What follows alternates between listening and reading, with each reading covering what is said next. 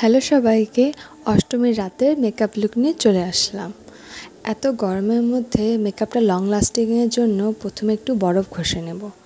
বরফ ঘষা হয়ে গেলে ভালো মতন করে মুখটাকে ড্রাই করে নেব। তারপর মিস্ট ব্যবহার করব। মিস্ট ব্যবহার করার পর স্কিনটাকে অবজার্ভ হতে দেব। অবজার্ভ হয়ে আসলে পরে এখানে প্রাইমারটা হয়ে গেলে মিনিমাম কালার কারেকশন, কেন কি বেশি লেয়ারিং পড়লে পরে মুখের উপর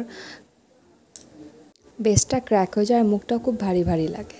ফাউন্ডেশন অ্যাপ্লাই করতে করতে চলে আসলাম কনসিলারটাকে ভালো মতন করে অ্যাপ্লাই করে নেব। অ্যাপ্লাই করার পর এখানে আমি কন্ট্রোলিং করছি ভালো মতন করে।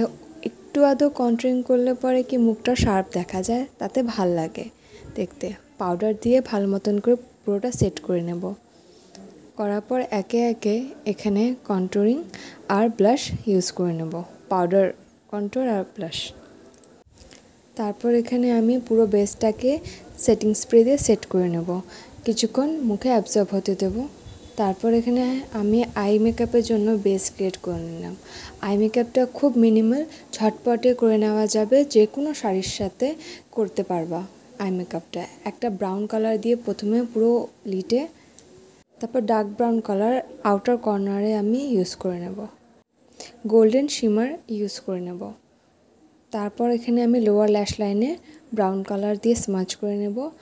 আজকে গ্রিন কালারের শাড়ি পরছিলাম বলে একটু গ্রিন কালারের স্মাচ করে নেব। ভাবছিলাম যে লাইনার পরবো না, কিন্তু চোখটা বড় ফাঁকা ফাঁকা লাগছিল, তাই অফ ক্যামেরায় লাইনার পরেছিলাম। নিউড কালার লিপস্টিক দিয়ে লুকটা কমপ্লিট করলাম। লুকটা কেমন হয়েছে জানিও। দেখা হবে পরে নেক্সট ভিডিওতে।